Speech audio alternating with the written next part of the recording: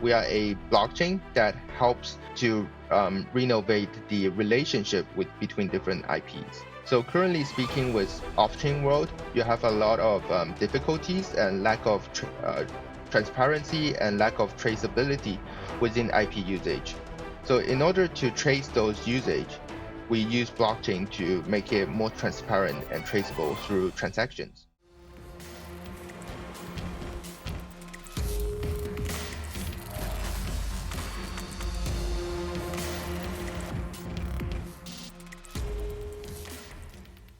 GM, today we are talking all things intellectual property with Tim from Story Protocol. He's here to give us the lowdown on why IP is a big deal and how it's changing the game for creatives in the blockchain space. And also some stories from his own journey and maybe even a glimpse in what is next. This is BlockHunters Voices, the podcast with cool kids from the blockchain space. I'm Joachim Viju, your host. Welcome, Tim. It's been a minute. Yeah. Hey, man. How you doing? Hope everything works good. I'm doing great. Yeah, it should, man. It should. Let's start from the beginning. Who is Tim, and how did you first discover crypto, and what were you doing before diving into this space? All right. Thanks for the intro, man. So this is TimTimTim. So that's on my Twitter and then also my Telegram. So I only use TimTimTim as my unique identifier. Yeah, So actually, a small background story why it's called TimTimTim, not Tim or TimTim. So when I actually purchased my first ENS, so I actually did a research on Tim. So obviously Tim was very expensive during the time because it's only 3-letter. And then I thought, TimTim seems a bit weird. So let's go right in. TimTimTim. It's not 2, not 4, but 3. Yeah, that's how we do the stuff. That's perfect, man. Yeah. So and then it's actually became my personal IP, and everyone recognized me as TimTimTim. Yeah. Tim. Yeah. So that was the small background, history of why I'm called this. Yeah. So actually it's quite a long story with how I discovered crypto. I remember back in 2013 when someone used Bitcoin to purchase something. It came up in the news when I was back in China. So one of my friends, the pizza. I think I can't remember which exact case was that, but my friend was telling me about crypto and about Bitcoin. So during the time I was like, digital money doesn't seem to be very interesting. Why someone would actually purchase that? So that was the initial engagement between me and crypto. And then later on, around 2017, 2018, I saw the hype of Bitcoin, and then was about to purchase one, like Bitcoin. And then what was the price back then in 2016? So actually 2017, 2018, when Bitcoin actually shot up, hyped a lot. I think it was the previous bull round when I actually had a look, and then I was like, yo, it's only around couple of $1,000. Shall I get it in? So during the time I didn't know there's something called exchange. So I thought you need to purchase a whole Bitcoin whenever you trade. So I was like, I was hesitated quite a lot doing then. I was like, oh, I need to purchase a Bitcoin. Do I have enough fund? I was talking to my parents about investing in. So it didn't went well. So that's how the second engagement happened out. They didn't believe it's gonna be the future, right? Yeah, they didn't believe. Neither do I. I wasn't confident during the time. So and then time, fast forward to like 2020 and 2021. During the time I was working on my thesis for my master. So my master thesis was actually on how we apply blockchain technology within IP infrastructure to revamp the current traditional IP protection framework. So and then I got involved heavily into the NFT space and also the crypto space, trying to understand how existing technology works and how people react to such research topic. So and then I started my crypto journey and job after my master. So I got into crypto straight after my master. So my first job was in Binance, and then I was working for Binance NFT marketplace and also the BNB chain, and then I moved to Flock, a AI and crypto company, and then now I'm in Story. For many, the job at Binance is like a dream job. How was that experience from your point of view? What were the biggest takeaways from working there?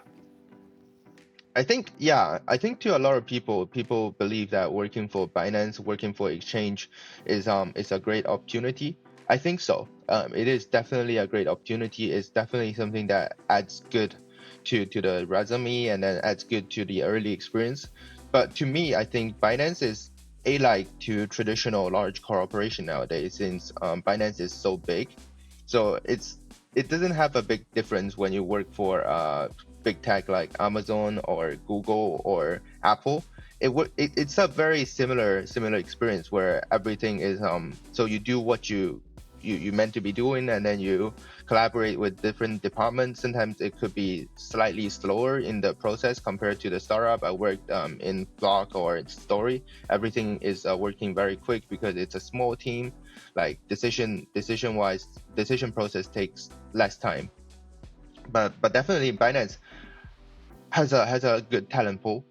A lot of great people, great talent works in Binance, and then as long as you are able to get involved and then talk to them, you can learn a lot. The good thing about the time where I used to work in Binance was the fact that we actually have an office in London. So I know I often go into the office to meet with other fellow colleagues from different departments, and then everyone's very talented, I would say. As you've told us earlier, um, your IP interest was from college, and you wrote a paper on that. As I've seen on your Twitter, you've written extensively about everything IP and blockchain. What sparked your interest in this intersection? Oh, so that's another quite a long story. I'll make it short. So when I first moved to UK, like around 2014, I was thinking about what should I do, and then about the future slightly around there. Also I started to learn programming because I was trying to do a startup on fiction. So web fiction was a very big thing in Asia during the time around before What's that? 2014. So basically, you have normally speaking, when publishing is in Western country or outside Asia, is publishing by publisher. So it's more like a paper-based book. But you can also write novels and frictions online. So it's more like chapter-based release every day. So also we'll just publish a chapter or two, or sometimes 10 chapters a day to keep the story going. So it I often like that format a lot. so It's often very it good to can stay get, engaged. yeah. So it sometimes can get to a very crazy like 10K chapters, or like 1,000 or 2,000 chapters. So that's very normal nowadays back in China with the online publishing. So I was a big fan of web fiction or web novel during the time, and I was like, can we actually replicate this model in Western country? So I was doing a lot of marketing research, and then doing a lot of startup training, and then boosting myself, trying to understand how I'm able to bootstrap. So unfortunately, I didn't took much time during the college until the moment where I graduated from the college. I realized, damn, there's already quite a few vendors out there doing quite well. For example, Wuxia World in America, and also Yuewen from China released their English platform called Web Novel. So I try to investigate in something new, because just using the old ideas of replicating the framework will not work anymore. So blockchain actually came to my view, or I did research on, and then was like, we can actually bring this new concept of using blockchain to protect the copyright.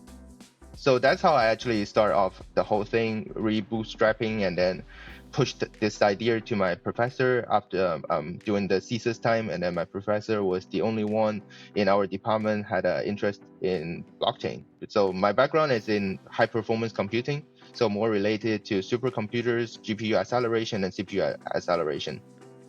But my professor was quite interested in blockchain. So then I proposed this idea, and then he was happy to take on, then I started my research on intellectual property and blockchain. That's how it all started. So basically, college, Binance, Flock. How was your experience at Flock? They're still around, right? They're one of the uprising AI company in this space, doing decentralized training. I joined in Flock as a very early member after they bootstrapped out their paper and then moving from paper to workable product. So I was almost early hire after they actually bootstrapping out the product as a head of DevRel. I think so. My relationship with Jay, the CEO, was good. It's still good. So I didn't leave because I hated the company or whatever. I just feel like I'm slightly tired around reading AI papers and also need to catch up with all the crypto stuff. Obviously, my background is not pure AI, but subset of AI. So my knowledge base is more on the computation side of the AI narrative, where you have the computation, you have the data, and then you have the model. So my knowledge is pretty much more on the computation, where I figure out that if I actually want to stay in Flock for another for more time, it's more like doing another master. So I thought I probably want to find another place, and then happen to be in Story, and then because it's how everything started. How did you first hear about Story Protocol, and what made you think this is where I need to be? So talking about Story, how I actually approached the whole story. So actually I heard the last round of fundraising back in September last year. And then I did my deep dive research into what Story Protocol was doing, and then what the vision, and then also the whole team structure. What I found out was that I was like, during the time I was like, damn man, it's just what I did for my thesis. So I'm very aligned with the whole philosophy and also the vision and also what they're trying to do. Then because I'm Chinese, so I actually thought this is something that Chinese community might be lack of knowledge of. So I decided to write. I wrote basically I wrote an blog post. Well, so you read it about deep dive into what exactly IP is, and then the subcategory of IP in such as copyright, patent, and business secret, and then also teaching people why we need blockchain for intellectual property, and what are the improvement and benefit of having blockchain in Web3 space for intellectual property. Also deep dive into the proof of creativity protocol during the time, and did a small prediction of the future, because I was a big fan of token bounded account 6551, and then I was like, so in the future, we will definitely see Story Protocol utilizing 6551 of their core infrastructure, and then they did. So that was the story. Can you explain Story Protocol in simple terms for those out there who might be familiar? All right. So I think there's a lot of components within Story. So Story that helping how blockchain helping how intellectual property works. So in my personal opinion, I think what we act as we are a blockchain that helps to renovate the relationship between different IPs. So currently speaking, with off-chain world, you have a lot of difficulties and lack of transparency and lack of traceability within IP usage. So in order to trace those usage, we use blockchain to make it more transparent and traceable through transactions. Because through transactions, you simply just get to know what's going on with the usage of different IP and also the purchase. The second part is that the smart contract. So we know code is law, so we remapping the traditional intellectual property law on chain using our license template to help us visualize what's going on within the law. Because normally people will not read the law until they actually receive a lawsuit on that. I think visualizing the intellectual property law actually help us to configure what exactly we want for different IP. Also provide better flexibility towards artists and also creators. So third part is the extra layer that we build on top of intellectual property.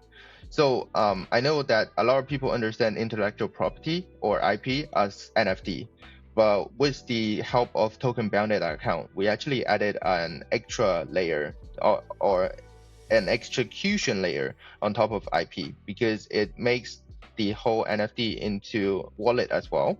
So through that wallet, we are able to interact with different smart contract. We're able to interact with the module we provide for different creators and also artists. For example, the licensing module, the royalty module, and dispute module. So through that interaction, we can see that your assets or your property or your token is actually locked with that IP. So that create a segmented environment for different property.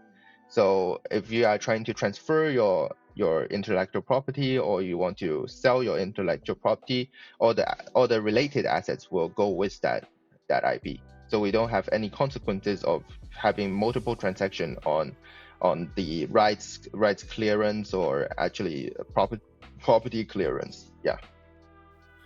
What's the core problem Story Protocol is trying to solve? I think it's really solving the IP issue. So the current framework for IP is too old. It's too bold, I would say.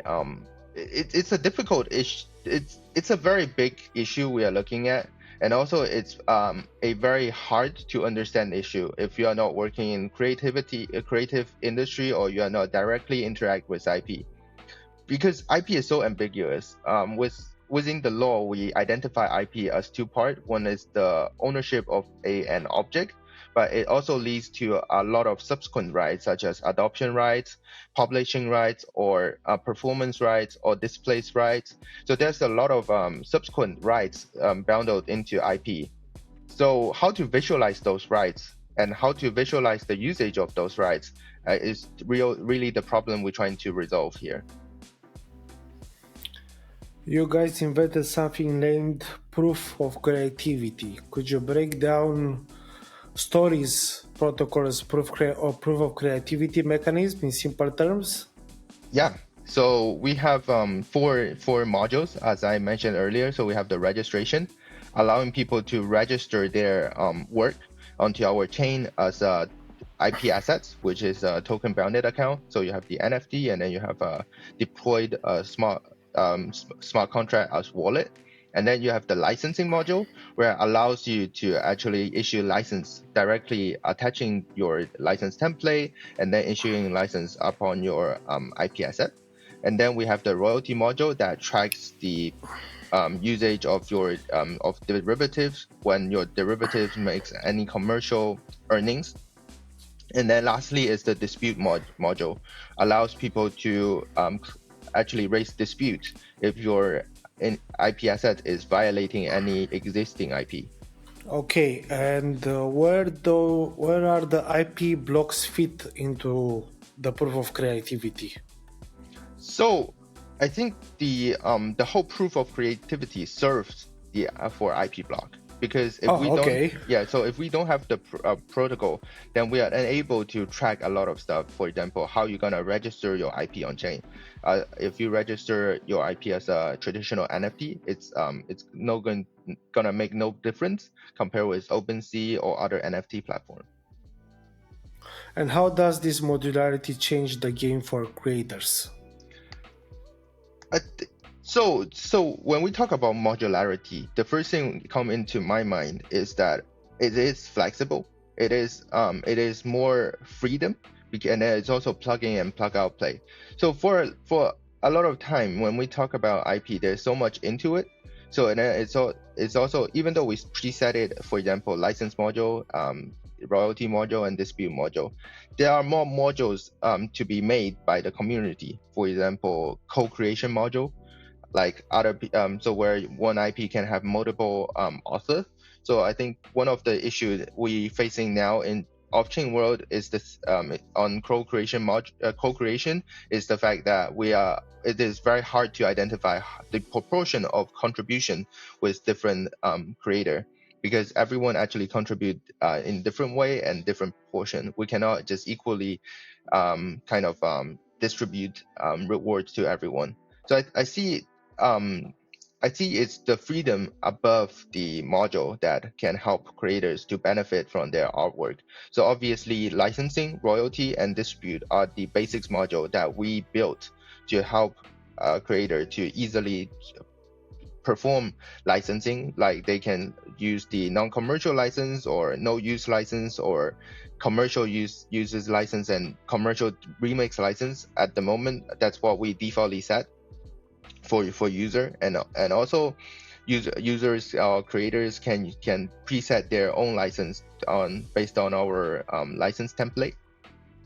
So so the modular approach is just like the Lego we described. You can plug out, you can plug in, and then you can take it out. So if you don't want licensing to happen on your IP, that's fine. You can just remove that, or you can just have the royalty module on with your derivative, and also the disputes, or you just, if you don't want one of the module, you can always remove that. It's the freedom, I would say. Freedom is very important indeed, especially in the things you are trying to build here, right? You guys recently secured 140 million in total funding. How are you planning to use these resources to grow the ecosystem? Obviously, the first thing come first is that I just want to make a disclaimer here. I'm not a high level. I'm more like a ecosystem. Like I'm part of the ecosystem. I don't have a very broad overview to how that financial usage gonna be happen. So please don't take my words too seriously in the case. But just from what I've seen, I think we are growing the team. So I think this amount of fund can really help us to enlarge the team, because we are doing a lot. How big is the team right now? We are around 60 people now. So we actually growed 20 people. We had around 20 new employees over the past several months. So which is a very good thing. We are different to other blockchains. So we have our application layer. So it's currently in a stealth mode. And then we have our protocol layer, as we just mentioned, the proof of creativity. And then we have our layer 1, the blockchain. So unlike other blockchain company, they might only focus on one thing at the time. We actually focus on 3 different things. So we currently are short on hands in order to make everything goes well. So I think the fund actually strongly help us to first enlarge the team, to have more people to work on our product, to deliver the best quality product to our community and also to the market. And then secondly is this amount of fundraising help us to actually start to provide grants to the ecosystem, to our incubator and also accelerator. So how we can support more applications or more projects to be built on top of us, to create a bigger ecosystem for more people to get involved. Looking at adoption, do you see your initial builders coming from Web2 IP/creative industries or crypto natives? What's the strategy for each group? So to be honest, we are still seeing a lot of people working from crypto native to join in the community and then want to build. Obviously, we are still Web3 kind of slightly leaning into Web3 kind of direction. But so when we talk to Web2 devs, I think the first thing they ask is what is wallet and then what is blockchain. So, and also similar to traditional Web2 creators in, for example, manga drawers. So that actually create a slightly larger barrier for people to understand why you want to have a wallet when you can when I want to use blockchain. There's some level of knowledge barrier over there. So at the moment, we see a lot of native Web3 builders building DeFi protocol or bounding curve related protocol on top of us for creator tools. And then, however, we also see a lot of traditional Web2 applications trying to work with us. For example, Oh, really? Magma. Yeah. For example, Magma. They have 2 million to 3 million active user as a co-creation platform, online drop painting platform, and then also Ablo as a traditional fashion brand. So we do see that sort of collaboration coming up, and also a lot of other ones that we are in talk at the moment. So we are not limited to Web3, but also talking actively with Web2 companies, trying to bridge up the intersection over there. What advice would you give to developers interested in bridging IP and blockchain? So here is how I describe it. So as everyone know that Story is IP centric, kind of a purposely built blockchain. So obviously we are focused a lot on how IP can be used in the application. So it creates a slightly narrow entrance compared to other generalized chain. But what happened is when you actually have a um, clear clear vision on how you want to use the IP, the after onboarding to our ecosystem, you'll experience a broader usage of IP. For example, collateral on IP, the more DeFi use cases on IP that is very new. For example, collateralizing on IP, the DeFi usage on IP, and then how different people can have the derivative and commercialize the derivative. I think it's more on the possibility after having a clear vision of how you create IP assets within your application. So I normally ask people 3 questions: in what process your users will create? So that's the first step of creating an IP asset. And then is that asset shareable to other people? So you kind of distribute your IP asset to other people to maybe to use, maybe to think about, or maybe to share. And then the third question is your shareable IP assets remixable? Means if someone is able to create a derivative on top of your IP. So I think answering 3 key questions will help you to understand whether you are suitable to onboard with Story or not. Obviously, we also welcome generally built, dApps or other projects. And what do you think will be Story's main challenges, and how are you planning to tackle them? I think so this question was asked by my professor back in days as well. I think the whole new Nice. yeah, I think there's a lot of challenge when working as a Story protocol at this point. So we know that off-chain world and on-chain world are very two different worlds. So there are several challenge I want to raise. So I will raise the first one is actually the difference between on-chain world and off-chain world. So off-chain world has been there for long enough, like the past couple of thousand years, and there is a very not mature but very complete intellectual property system. So how we bridge those assets or how we bridge those system onto blockchain is one of the challenge that we are looking at. So for example, if someone register an assets on blockchain, but it's infringing the off-chain assets, how we gonna detect them? How we gonna dispute them? I think that's also a lot of uh, this is also the issue that most people raise, right? So how you protect assets on chain? I would just give a direct answer here. So we cannot prevent action, but we can help to accelerate the validation process. So this is one of the issue, and then the other issue is enforcement from law, whether um our license template gonna have a strong law enforcement in the future. That is also undergoing research and discussion. So how we gonna bridge more, for example, governance power, more like a legalization point of view, and also like intellectual property department into the kind of work is also something that we are looking at closely every quarter to see how we can use good use cases to actually pursue work with them. I've recently done the validator application, and it was very funny that you had to wrote. Um, you have to really put some work in the application, and I'm really curious where do you see Story Protocol having the biggest impact in 3 to 5 years? Because I know it's very important for you to have partners in the long term. Yeah, I think to me that how I see story protocol is slightly different compared to others since I have a research background on it.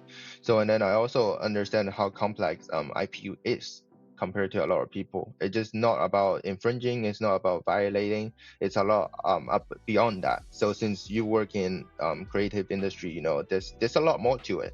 Not just the infringing protection, it's also about rights and capitalization, about capital, about assets, how it's gonna be a new way of distributing assets. So just trying to answer your first question on why I put those questions in the form, is that I want to identify people who actually under IP, because only if you're under IP, you are able to vision the next 3 to 5 year where we are going to create this decentralized IP network, allowing people to use story protocol or story chain as a source of truth for IP. So this is my vision, may not, but I do feel like it's sort of aligned with our whole vision is to create this IP network that everyone can use. Everyone can seamlessly using that to register their IP, to distribute their IP, to earn from their IP. So all the relationship is on chain. It's traceable. It's transparent. It's literally just calculatable. And then also you have the loyalty. Everyone can claim loyalty from their work. And also it's about bridging the global together. So for example, at the moment, if you're trying to create an IP asset somewhere in China, the easiest way to distribute your IP assets is actually just in China. It's very hard to go overseas. But with blockchain, Really? yeah, because you need to find vendors, you need to find relationship to actually publish overseas, right? But with blockchain, we actually see something different because blockchain literally like ease out the needs of nationality, ease out the needs of where you from, knowing where you're from, who you are. All we need to know is you distributed these assets. Are we able to use it? We are. Then we just need to pay for it. We are seeing a lot of excitement around AI in content creation. Not a very big fan myself, but it is out there. How does Story Protocol fit into this landscape, especially regarding AI generated IP? Um, so from Jay-Z, from SY, we know that data ownership is important. So that's also why we say the sentence. I will not quote it, so if everyone should know it. I think in current era, as we know that so when the one of the issue with data is that your ownership with data is not recognized. That's why when OpenAI or Llama or Cloud uses open web data, they are just scraping through different website, and it is also why Twitter started to charge high on their API as they are the the true owner of the data on that platform. So I do believe on data ownership, but and then also it's important to authorize the ownership and then allowing other people to use. So here is so a lot of AI project on our utilizing story protocol is trying to work on that circumstance, that level of the work. So how we validate the ownership of the data, and then it's also like the work produced by the model should also have a license or have a IP framework on top of it, because it's actually producing something.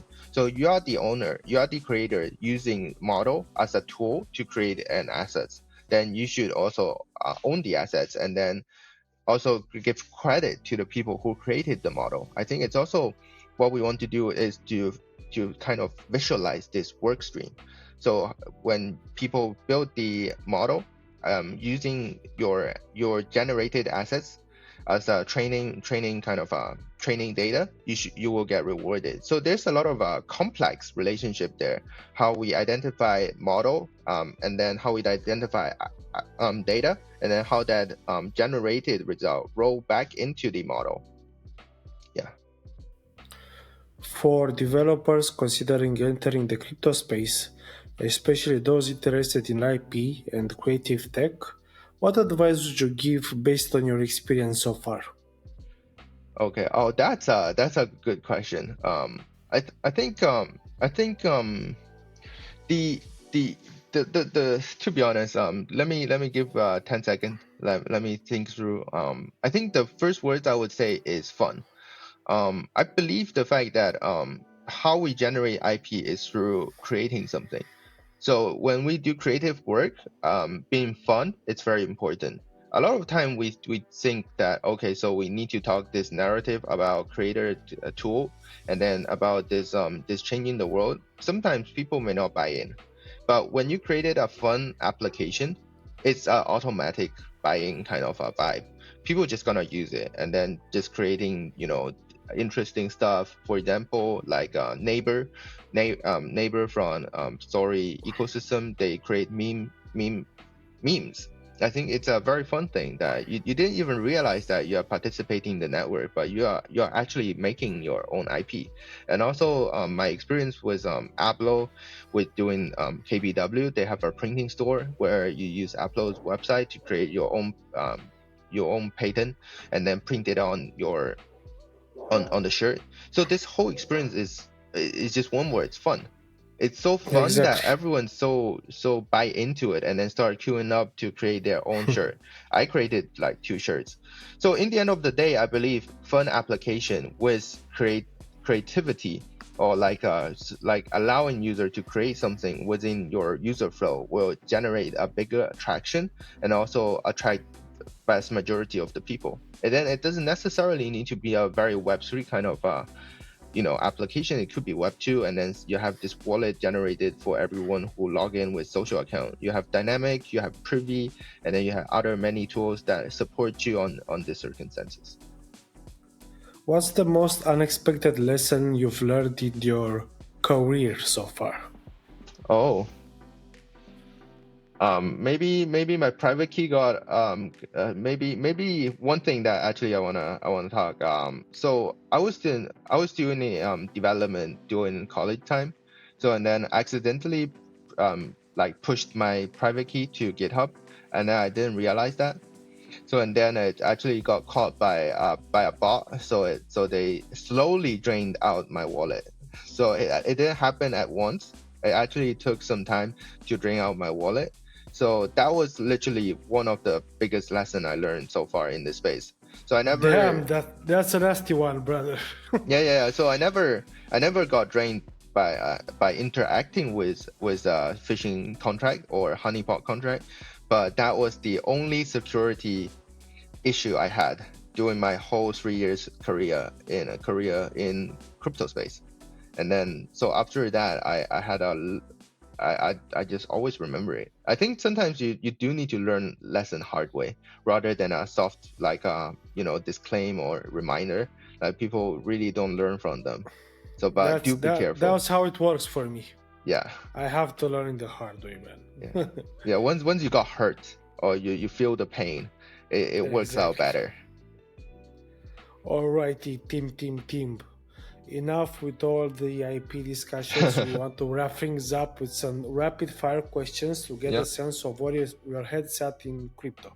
Just quick, top of the mind answers for this. In your opinion, what's the most underrated and overrated idea right now Oh, in crypto? in crypto, I think layer two is very overrated. I think we have, I think we do have too much. So the segmentation of the TVL created a bad image into the whole East kind of growth, and also I do think we don't need that many. We don't have a lot of developer at the same time.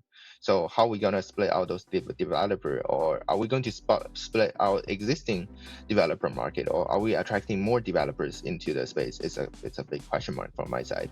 So why we need that many L2 is also a big question mark from my point of view. So most underrated, I would probably say Farcaster. I'm a big fan. Yeah, I think Farcaster had a less kind of attention after February, because the token release or because of degen token or higher token wasn't doing well. But I don't feel like that's the whole point of Farcaster. Obviously, we a lot of people expecting Farcaster to have an airdrop, but I think Farcaster as a great social media platform has done a lot on their updates and improvement. So I'm a big fan of Farcaster. So I was a Power Badge user. So before they hired the Power Badge, so actually having a high quality content and also have knowing a lot of people. So yeah, I think decentralized social and social fi seem to be a very underrated, no, not underrated idea, but underrated sector, because how hard it is to transition your social graph onto a new platform. What are your 3 favorite crypto apps in terms of user experience and cool use cases? Oh, first of all, one of my favorite is Slice.so. So actually bought my Super Base hoodie on top of that. So it is a on-chain e-commerce store, but on top of Base. So I do like Base a lot. Before joining Story, I was a very heavy Base user. For example, Talent Protocol is also the other one that I liked a lot. So where they validate your different chains of smart contract deployment, and then trying to build your developer portfolio out of that. So and then lastly, I would say, let me think. Good one. Zerion. Yeah, Zerion is by far my favorite wallet. Kudos to the team.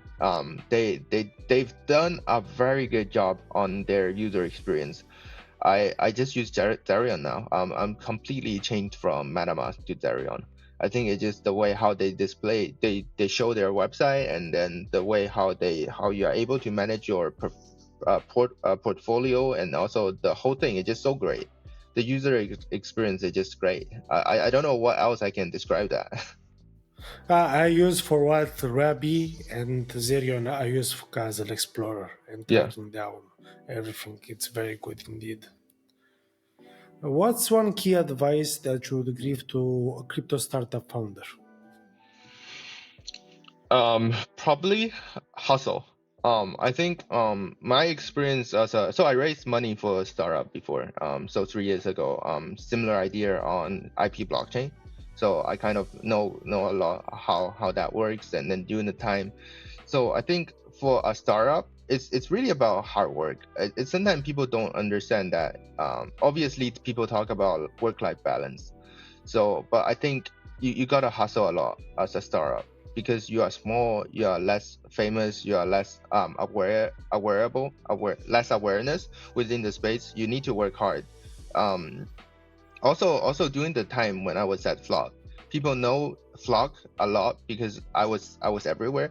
So I actually just go everywhere just to appear in front of people to talk about what is Flock, why Flock is great, why you should know Flock, and then talk to us, and then work with us, collaborate with us. I think obviously a lot of people doesn't take that into into account, but appearing in different conference will actually build a good reputation, and then it will boost out your project, not immediately, but in a slightly delayed manner. It's really about building your trust relationship with different people, and then showing up in different conferences. Don't think those conferences is lack of investment, but it will show up the result in the future. I mean, if people see that you are really struggling and working hard, that you make some progress, I think that's enough, man. You just build up trust, as you said. Yeah, and then also Twitter. I think building publicly and then just to talk about what you build is also important. People underestimate how strong Twitter is. Like they're grinding hard locally, but they are not telling like what we are building, and then what we're trying to build, what is our progress. I think no matter whether people are watching or not, it's really about like you are sharing your story to the community, you are sharing your story to the space. People will notice.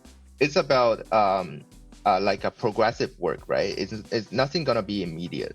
It's always about how you build up your work, rather than saying like, okay, one shot in and then you just get it. It's about the journey, not the destination, right? Yeah.